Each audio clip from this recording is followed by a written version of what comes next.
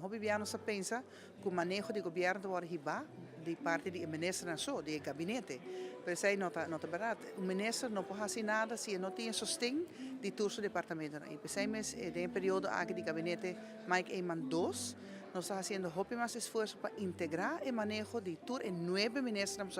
na beira 2 mais, isso é mais importante para integrar, e também para envolver o departamento e empregado público na execução do manejo. Para agora,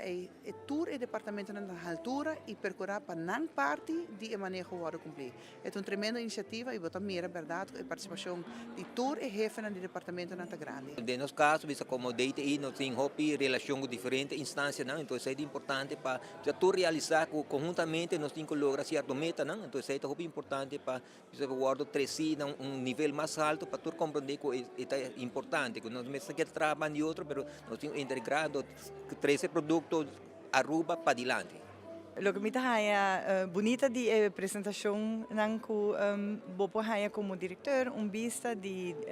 lo que está sucedendo em outro ministério não e esse para ensinança naturalmente é importante porque nós está trata ou nós está tem de nossa ensinança tur é muito não entre a idade de 4 para 18 tem viaja mais idade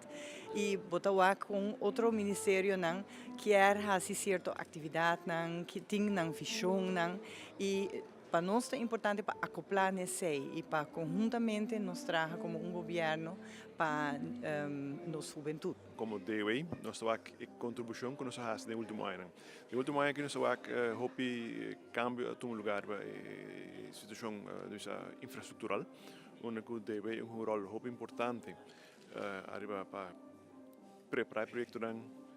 guiar a execução e terminar o projeto em tempo estipulado e o presupuesto também. E lamentavelmente tem também falta, mas nós estamos em sua totalidade agora que o projeto infraestrutural que nós trabalhamos, não é somente a infraestrutura, mas contribuir grandemente na economia, para empurrar a economia, o desenvolvimento da nossa economia, mas também aumentar a qualidade de vida de nossos cidadãos, de nossa comunidade. Tem diferente pensamento que me tem, obviamente me tem hobby bom, para bem no governo e gabinete Mike Eman II, para bem nós tem hobby coisa bom que nós fazemos, tem hobby planos que nós temos, que é hobby importante para outro não também sabe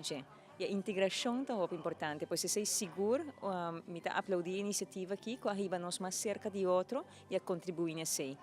E de duas partes, obviamente, o conteúdo de diferentes apresentações. Me sabe haver hobby mais informar de lo que está passa e com sentimento hobby positivo e inspirativo e claro para seguir trabalho hobby duro riba diferentes de planos.